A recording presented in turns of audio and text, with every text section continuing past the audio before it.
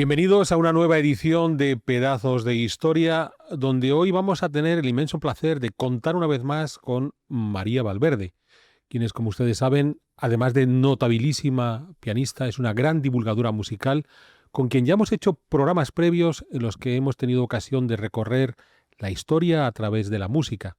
Y esto es lo que vamos a hacer de nuevo hoy, centrándonos en un capítulo muy particular: el surgimiento de los estados-nación a lo largo del siglo XIX y cómo esas corrientes nacionalistas que generaron estos estados vinieron acompañadas de sus propias creaciones musicales. María, una vez más, gracias por estar hoy aquí con nosotros en Pedazos de Historia. Muchas gracias, Alberto. Es para mí un placer volver por aquí. Eso sí, vamos a cambiar el formato, porque habitualmente nos acompañas con tu piano, pero en esta ocasión has propuesto una forma alternativa para compartir la música. He propuesto, en realidad, porque no he tenido la posibilidad de traer mi teclado, está ahora mismo en otros lugares de España, es otra historia. La cosa es que a ver cómo lo conseguimos, porque el tema del copyright, yo voy a intentar sortearlo, tarareando algunas cosas y empleando grabaciones que o bien contienen errores para evitar el copyright o que son de libre uso. Así que a ver si lo conseguimos. Para lo cual, afortunadamente, contamos con el gran apoyo de la realización de Iván Valencia, que va a ser clave. Siempre es clave en todos los programas, pero hoy más en particular. Pues arranquemos con esa música del nacionalismo y lo vamos a hacer a partir de un compositor que no inmediatamente nos viene a la mente cuando hablamos de música nacionalismo, que es Chopin, de origen polaco, por tanto, un hombre que nace en un país que había desaparecido, devorado por sus vecinos Rusia, Prusia, Austria, en 3 sucesivas particiones a finales del siglo XVIII, pero que a comienzos del siglo XIX trata de recuperar, aprovechando cierta autonomía que los rusos le han dado en un supuesto reino de Polonia. Y ahí tenemos a Chopin tratando de poner su pequeña contribución a ese movimiento de resurgimiento polaco. Es tal y como lo cuentas. Es cierto que no lo tenemos tan asociado a esto porque Chopin, ante todo, fue un compositor que aquí es donde viene lo sacrílego por mi parte, traer a Chopin sin piano, porque Chopin es un compositor que hizo sobre todo obras para este instrumento, mientras que otros compositores se dedicaban a lo sinfónico, a explorar distintos formatos. Chopin era él y su piano. Y entonces lo tenemos más asociado al género romántico, a las piezas para piano, pero es cierto que este componente del nacionalismo que estamos viendo en este programa influye mucho en su obra. Quería empezar por el padre, porque ocurre una cosa muy curiosa. Chopin nace en Polonia, él es polaco, pero su padre, Nicolás, es francés. Es un francés a quien le pilla el momento de la Revolución Francesa y, como tantos otros franceses, decide emigrar a otro país para buscar un lugar mejor. Y así es como Nicolás llega a Polonia, aprende polaco y no sé si aquí aplicaría bien el dicho de ser más papista que el Papa o no, pero la cosa es que llega a un país nuevo y dice, pues ahora me voy a hacer con todas las costumbres de Polonia. Y a sus hijos, y en concreto a Frédéric Chopin, que es de quien estamos hablando, no les habló de Francia en ningún momento. Él simplemente les crió como gente polaca y no hizo referencia a lo francés. Entonces, es muy curioso ver cómo Chopin sí que nace más apegado a las costumbres y las tradiciones polacas, ya lo veremos de qué manera se refleja en su música, siendo su padre, pues eso, no habiendo tantas generaciones, ¿no? Allí. Entonces, ¿de qué manera? Bueno, yo si tuviese el piano aquí ahora, pues podría tararear muchísimas de las melodías que nosotros conocemos de este compositor para que os suene cercano. La más conocida es del Nocturno número 2, que hace tará, tirarari, tará, barababa, pardatira. No sé si te suena, Alberto. Me suena, me suena. Les suena. Es una melodía súper, súper conocida. Chopin tiene muchísimas piezas que os recomiendo buscar: baladas, scherzos, sonatas, pero tiene en concreto una pieza que son las mazurcas.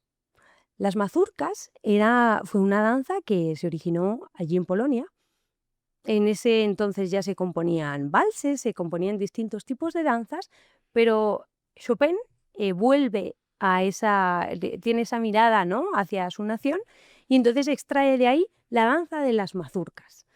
Esta danza está en compás ternario, lo que significa que por cada compás tenemos 3 pulsos, como si fuese un vals.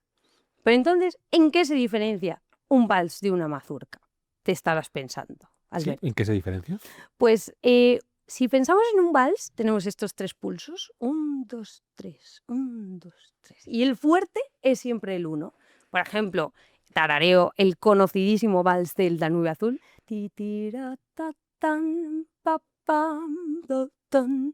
Y el 1, 2, 3, 1, 2, 3. El 1 siempre es el fuerte. En las mazurcas, el pulso fuerte deja de ser el 1 para pasar a estar en el 2 o en el 3. Y hacen 1, 2, 3, 1, 2, 3, 1, 2, 3, que eso en el baile se ve muy bien porque son los momentos de vuelo, los momentos de giro, y así se reflejan en la música. Así que voy a interpelar por primera vez a nuestro querido Iván para que nos ponga una mazurca, y yo os voy a mostrar un poco por encima cómo se comporta el ritmo, para ver si percibimos el acento de esa otra manera, ¿no?, diferenciado con el vals. ¿Estamos?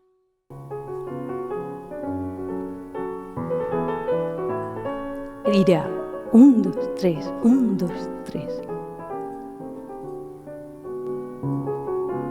Ahí está, ¿vale? Vamos a quitarlo por ahora. Esto es del Opus 6 número 1, es el primer opus que tiene Chopin de mazurcas. Yo estas mazurcas las he tocado incluso. O sea que a Chopin habrá que volver a traerlo. Pues en este el acento lo tenemos en el 3 y además se nota en la melodía. ¿Qué hacemos? Hace tararararin, taram, param, pam, barabara, taram, ta, tirarirara. Las notas largas están siempre en el pulso de arriba. Vamos a probar la siguiente mazurca, que tiene el acento en el pulso 2. Queremos seguir mejorando pedazos de historia en nuestro canal Big One Media. Y para eso necesitamos todo vuestro apoyo en nuestro club de socios.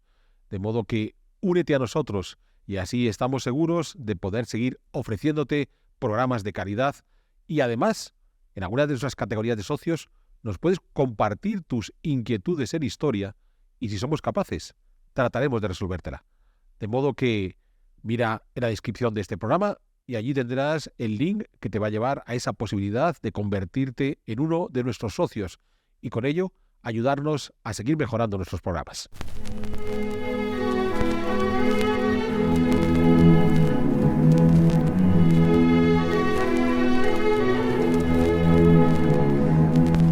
Estamos hablando de la construcción de las naciones, pero no solamente dentro de estos movimientos de nuevas naciones se dio estos ejemplos de música nacionalista, porque en esa Rusia que estábamos viendo al principio con Chopin, que oprimía a los polacos, tenemos algunos compositores que también apelan a la madre Rusia. Entonces, a partir de 1861, con la abolición de la servidumbre por parte del zar Alejandro II, hay un compositor como Mussorgsky que también apela a ese nuevo pueblo liberado que tiene unas raíces y que tiene un corazón que se puede transmitir en la música. Así es, tenemos además por aquí un pequeño retrato de Mussorgsky, que en realidad tengo que confesar que solo he querido poner los del resto para que podáis ver la pobre cara que tiene este hombre. Fue una persona que estuvo muy en contacto con lo rural. Ahí lo tenemos. ¿Qué te parece? Muy ruso. ¿Sí? Sí. ¿Pero no crees que es un ruso con problemas? O sea, además de muy ruso, ¿no crees que tiene, no sé? Pues siendo muy prejuiciosos, que a lo mejor los rusos tienen problemas. No, todos no, por Dios, no.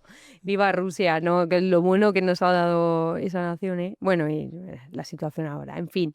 La cosa es, pues este compositor fue un compositor muy rudimentario, muy en contacto con, digamos, con las villas, más alejado de la ciudad. Su familia era de pueblo. De hecho, él no, o sea, fue autodidacta, al menos la mayor parte de su vida, y tuvo que compañeros suyos con los que luego se reunió en un grupo que se llama el Grupo de los Cinco, que intentaban poner en valor pues estos elementos que tú has dicho antes del folclore más ruso, ¿no? De los relatos, el imaginario.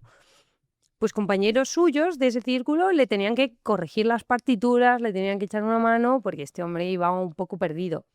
Y luego pues tuvo problemas de alcoholismo, me parece que es muy evidente. Me parece muy curioso, tengo que investigar la historia de ese retrato, ¿no? Porque si te dicen que te van a retratar, pues no sé, A lo no mejor, a lo te... mejor quería presentarse tal cual era. O sea, Ujú. no quería ocultar Hay toda su fuerza. Pues hay que investigarlo. Pero la cosa es que la intuición musical de Mussorgsky es incuestionable y hay una melodía que también a todos os sonaría porque ha traspasado a la cultura popular e incluso ha sido versionada por grupos como Emerson, Lake and Palmer. Esta melodía que probablemente os suene a de tirara, tarari, tirari, tom, ti, tirom, que es como suena el promenade de su obra de cuadros para una exposición, que fue una obra que hizo para piano, pero que luego se transcribió también para orquesta. Esta obra se basa en una exposición de cuadros que fue a ver de un amigo suyo, Hartmann. Una vez él murió. Hartmann fue un pintor ruso, pues arquitecto, ¿no? Tenía muchos diseños dibujaba tanto escenas infantiles, ilustraciones infantiles, como diseños para casas, para edificios. Y, y murió muy joven, murió antes de los 40 años. Entonces se organizó una exposición en su honor y Mussorgsky fue a verla y se inspiró en esas imágenes expuestas para hacer su obra de cuadros de una exposición. Aquí he traído también algunas. Vamos a ver cuál es la primera. Esta es la casa de Baba Yaga, que es una bruja. Me parece súper curioso porque si escucháis esta pieza, si la buscáis, el Baba Yaga de Mussorgsky, es una pieza que suena completamente terrorífica. Es de lo más aterrador que yo he escuchado escrito para piano. Amenazador, oscuro. Claro, Mussorgsky está pensando en la bruja y aquí Hartmann lo que hizo fue un diseño de lo que podría ser la casa de la bruja, ¿no? Pero me parece muy curioso cómo la imaginación de Mussorgsky le lleva a este terreno, que no... Como que el cuadro es el punto de partida, pero al final él hace un recorrido completamente distinto. A ver qué más tenemos. Tenemos también, esto es una ilustración infantil de unos pollos con cascarón. Esto sí que en la música se ve bastante claro. También os invito a buscarlo en esta obra de cuadros en una exposición. Y creo que tenemos un último más, que es el cierre de la obra, que la obra de cuadros para una exposición de Mussorgsky acaba con La puerta de Kiev. Es una melodía muy grandilocuente, se usan campanas, se usa la orquesta entera y, y está inspirada en este diseño que tiene Hartmann de la puerta de Kiev, que también me parece, una vez más, muy curioso, porque ahí el pintor tiene pinta de estar siendo más bien descriptivo, o sea, descriptivo en el sentido de, no diría que hay un componente emocional muy fuerte en esas ilustraciones, en esos dibujos que él hace, pero una vez más es el punto de partida que tiene Mussorgsky para ya como desatar todo el espíritu y la intuición musical que él tenía y ofrecernos pues una de las obras más increíbles. De esta no he podido encontrar audios que pudiese usar, pero os animo a investigarlo. Cuadros de una exposición de Mussorgsky. Y una vez más, inspirado en elementos propiamente rusos, o sea, un pintor coetáneo suyo, paisajes y escenarios que la gente podía reconocer, y luego en la música se va a notar también que Mussorgsky huye de, de las formas más clásicas, más alemanas, más redondas, más elegantes. Él es un compositor al que no le importa sonar abrupto, estruendoso, siniestro, pero también, bueno, absolutamente grandilocuente y todos los timbres que usa. O sea, es una música muy característica si se escucha. Y os animo, bueno, no os animo, son los deberes. La cosa es por qué puedo entender que haya música, digamos, aterradora, vinculada al cine de terror precisamente, que es muy llamativo. Buena parte de el miedo que provocan las películas de miedo está más asociado a la música que acompaña que a las propias escenas. Es probable que muchas de las películas más terroríficas que uno puede imaginar, si las viera sin volumen, pues la composición de las imágenes hasta puede resultar ridícula, y es precisamente la música lo que te genera en tu cerebro una serie de sensaciones que te van hacia el miedo. Pero ¿por qué Mussorgsky quiere aterrorizar a sus oyentes? Yo creo que está buscando representar el relato que hay detrás de pues los personajes en los que se inspira. Por ejemplo, Baba Yaga era una bruja que lo que se dedicaba era, o sea, los cuentos que nos hablan de la bruja de Baba Yaga son cuentos casi podría decirse de miedo, en los que la bruja pues rapta a los niños y comete todo tipo de maldades. Pues Mussorgsky supongo que ve la imagen de la casa de Baba Yaga de Hartmann, recuerda todos esos cuentos que tal vez le ha contado su madre siendo niño o que ha escuchado en la aldea, y entonces con esa impresión que tal vez le generó en la infancia de que viene el coco y te va a comer, que es un poco el equivalente a Baba Yaga, con eso se pone a trabajar en la música. Entonces yo creo que es un afán tiene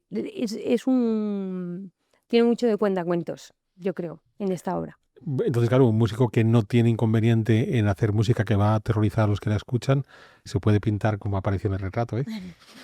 Hombre, yo creo que todo tiene que ver. Este hombre es un personaje, pero lo del retrato lo voy a investigar, ¿eh? Bien, si quieres seguimos avanzando y Así es. seguimos en esta Europa del Este, pero nos vamos un poco más al norte, nos vamos a Noruega. Nos vamos a Noruega porque es un país que logra su plena independencia a partir de 1905, cuando se separa definitivamente de Suecia, en un momento que buscan a un nuevo pretendiente a la separada corona noruega, que hasta ese momento había permanecido unido básicamente por la cabeza, por los reyes, ese reino de Noruega y Suecia. Y aquí, en el momento de la separación, en torno a 1905, tenemos otro de estos compositores que apela a ese espíritu nacional a la hora de hacer su música, que es Grieg. Así es, el compositor noruego Grieg, que es, bueno, aquí lo tenemos, que a mí me recuerda un poco a Einstein. Sí, tiene esa pinta. Tiene un Esa pinta. poco. Es cierto que es la ropa propia de esos comienzos del siglo XX, a lo que se añade que, en efecto, tanto el bigote como el peinado nos puede recordar al Bueno, físico. pero digamos, yo diría que es un poco más ordenado que Einstein, ¿no? El peinado de cómo está. Pues es un compositor, un pianista también absolutamente increíble. Muchas de sus obras más conocidas y que más nos pueden sonar son para piano, pero eh, tiene unas melodías absolutamente icónicas que todos podríais reconocer a través de un mero tarareo mío, como puede ser el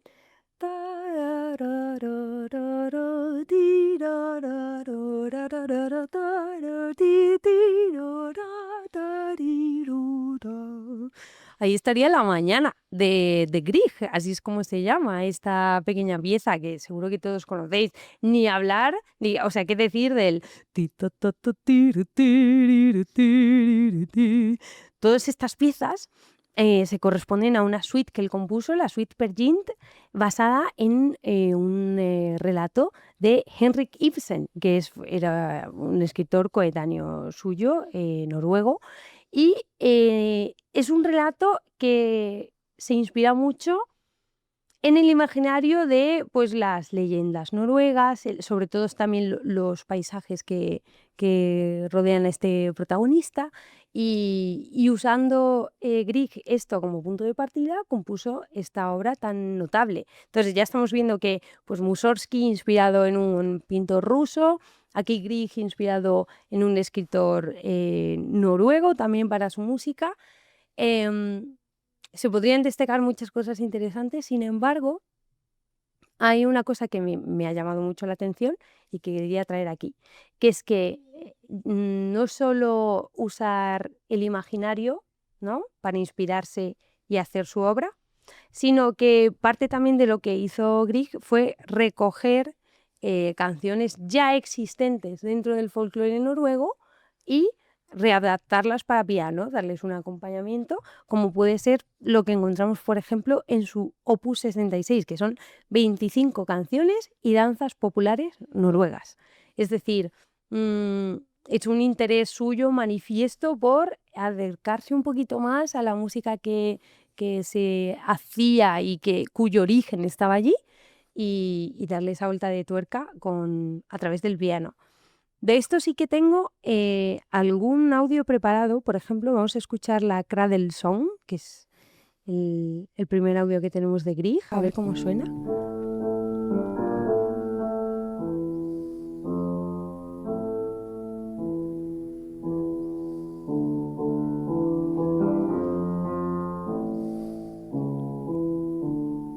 Pues aquí tenemos una pequeña melodía. Ya veis que por la simpleza que tiene, no tiene, en este caso no tiene ni acompañamiento.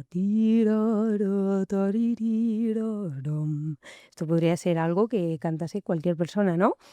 Esta interpretación era de Piano Diaries, un canal de YouTube del que la he tomado.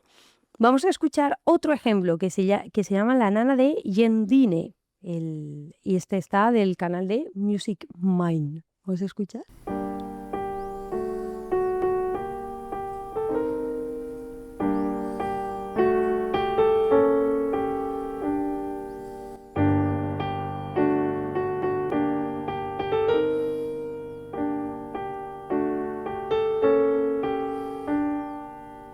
Aquí podemos estar escuchando otro ejemplo de arreglo. Aquí sí que le está añadiendo más acordes de fondo y más material.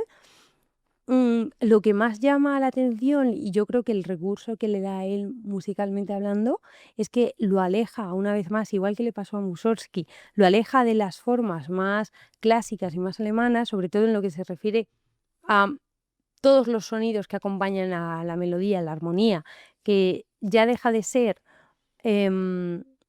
una típica relación tonal. Lo tonal es aquello relacionado con una escala muy jerarquizada en la que tenemos un sonido que es más importante, que es el primero, ti, otro que le da tensión, ti, to, y que vuelve al to, la tónica con su dominante. Todo lo que es la tonalidad es un grupo de sonidos que pues eso, tiene una jerarquía entre los tonos y las notas que la forman, que ya tiene una carga de reglas encima que se han ido estableciendo con el paso del tiempo, ¿no? Desde el primer contrapunto renacentista hasta ya pues Bach, Mozart, Beethoven, todos ellos van aportando a la tonalidad. Entonces, es muy frecuente que estos compositores nacionalistas se inspiren en el folclore y en estas pequeñas melodías para huir de toda esa carga ya de reglas que tiene lo tonal e irse a lo modal. Y lo modal es otro tipo de escalas mucho más flexibles. Las disonancias, las notas que chocan, las notas no chocan tanto entre sí, entonces no hace falta proteger la canción con muchísimas reglas como puede ocurrir en la tonalidad, ¿no? Y entonces ese acercamiento a lo modal es algo que se puede escuchar en estos arreglos de canciones noruegas y que luego traspasan a obras más notables, más conocidas, como puede ser pues la suite de Peer Gynt que todos conocemos. Y pues Es interesante porque, claro, lo que nos estás contando es que gracias a ese viaje que hacen hacia el folclore, digamos, hacia la música más popular, se pueden descargar de todos esos aditamentos que la música había ido adquiriendo, como has dicho tú, desde el Renacimiento hasta finales del XVIII. En el hecho de ser popular, además, hace que buena parte del público la reciba como algo familiar, algo que puedo, y esa propia sencillez hace que ese público, digamos, menos cultivado, lo pueda asumir como propio de una manera más sencilla. Es muy interesante esto que acabas de decir, porque es que además, si nos paramos a pensar, de todos los compositores de los que hemos hablado hoy, hay canciones que todos hemos escuchado alguna vez. Y que todos podríamos tararear. El Moldava de Smetana, el tararararara, Mussorgsky con sus cuadros, Grieg con Esta mañana, Chopin, qué decir de Chopin. Y me parece muy interesante esta reflexión de habiendo sido compositores que precisamente han querido tomar una distancia de otras naciones y acercarse más a lo suyo, al final en esa búsqueda que hacen de elementos más auténticos nacionales, llegan a recursos que por algún motivo nos acaban acercando más a ellos, a pesar de, o sea, esa paradoja, ¿no? De ellos querer recluirse en su compendio de recursos musicales más nacionales y que al final lo que consigan construir sea algo que es incluso más universal que antes. Entonces me parece muy buen apunte el que has Sí, hecho. posiblemente. O sea, es probable que en cada una de las naciones que hemos estado tratando lo tengan como algo propio, pero en efecto, todas las que has tarareado es muy interesante porque los demás podemos tararearlas igual, aunque no seamos Mm, músicos profesionales, porque no solamente son ampliamente conocidas, sino tienen ese plus de sencillez mm. que hace que hasta un tipo como yo, que tiene unas orejotas inmensas, pues sea capaz de entender esa música. Así es, así es. Y bueno, y esto es similar también lo que le pasó a Bela Bartók, que es ya con el último compositor con el que vamos a cerrar. También tenemos una pequeña imagen de él por allí. Hablamos de él en un programa anterior. Esto va a ser un breve apunte, pero quería que vieseis la cara de mala leche que tiene. O sea, era una persona muy seria, de muy pocas palabras, muy introspectivo. Y como ya tuvimos ocasión de ver ampliamente en la última vez que vine aquí a hacer un programa, fue un compositor que se interesó tantísimo por el folclore que de hecho fue pionero en la disciplina de la etnomusicología Ujú. y salió a los campos de, pues eso, de Hungría, que es bueno, de Rumanía, que era de donde es su lugar natal, pero también pues Hungría, Transilvania, todas estas regiones, incluso planeó un viaje a África y entonces iba a estos sitios y o bien anotaba el canto de las personas o los grababa con los dispositivos con los que se podría grabar. Entonces queda como haciendo surcos en un cilindro no me acuerdo qué material, pero una cosa muy aparatosa. Y él se iba al campo a grabar todas estas canciones. Y a él le pasó algo parecido porque su obra más conocida son sus danzas rumanas, que eso fue algo que una vez lleva a Estados Unidos, lugar al que él emigra por el tema de la Guerra Mundial.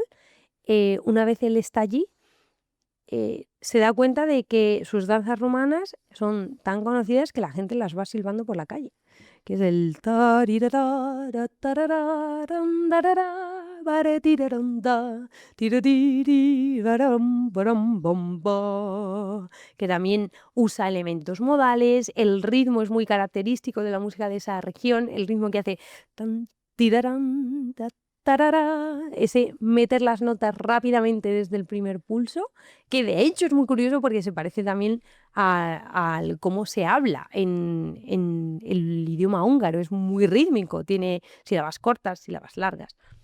Pues todo ese estudio le llevó a hacer obras como que esa melodía es original suya, que acaba siendo silbada en Estados Unidos. O sea, es más o menos la misma historia. Muy bien, pues qué interesante recorrido hemos hecho por la música nacionalista. Ujú. Por supuesto, esto se podía ver desde otros lugares y creo que hasta podríamos haber hecho, o al menos haber tratado, algunos de estos compositores en el caso de España. Que quizá lo que puedo hacer es emplazarte a una futura edición a la que vengas a acompañarnos a pedazos de historia para que tratemos esa música nacionalista española, quizás con su representante más insigne, que es Manuel de Falla. Bueno, eso sería absolutamente alucinante. De hecho, lo planteaba, pero me daría pena pasar tan de puntillas por un compositor así. En ese caso, si regresas, será ya con tu piano. Sí, esperamos que sí, porque además Falla al piano también era o sea, tiene unas obras maravillosas. En cualquier caso, lo que María ha pretendido hoy es aproximarnos a otra forma de hacer música vinculada claramente a la historia, porque hemos puesto 4 ejemplos muy concretos. Hemos hablado de Polonia, hemos hablado de Bohemia convertida en Chequia, hemos hablado del caso de Rusia, el caso de Noruega, brevemente el caso de Bartók. Podría haber otros muchos más y, por supuesto, en muchas ocasiones es difícil llegar a entender, y yo comentaba al principio el caso de Verdi con Italia, determinados movimientos de emancipación de países sin ese vínculo musical, donde el músico que hoy forma parte de las bibliotecas más cultas se convertían en auténticos líderes de ese movimiento, no porque ellos estuvieran a la cabeza de la revuelta, sino porque su música, que toda esta gente tarareaba y silbaba, se convertía en el principal motivo con el que impulsar ese movimiento. Pues María, muchas gracias por este rapidísimo brochazo por la música nacionalista. Un placer inmenso estar por aquí, o sea que gracias. Y como te digo, quedas emplazada para que en un próximo programa nos traigas a Falla. Muy bien, con teclado también apoyad mucho este canal para que ya puedan invertir y yo tenga el teclado aquí siempre bien puesto en el estudio. Eso sería increíble, ¿eh? Pues bueno, es una buena opción. Entonces, claro, esto es lo que me lleva a recordarles que se hagan miembros de nuestro club de socios, porque de esa manera garantizamos las producciones de Big One y de repente, como dice María, hasta podemos incluir la presencia constante de un piano que podría servir no solamente para estas interesantísimas clases de historia de la música, sino para amenizar otros programas. Ahora que lo está proponiendo María, no se nos había ocurrido, pero habrá que compartir con Jano, o con Manuel Llamas, o con Rubén Arranz. Espero que se haga. Sí, o con Álvaro Bernard, si les parece interesante que de repente podamos completar las producciones que hacemos de esa forma musical. Una vez más, María, muchas gracias por acompañarnos. El gusto es mío. Y ya solamente me queda agradecerles a todos ustedes y emplazarles a una próxima edición de Pedazos de Historia.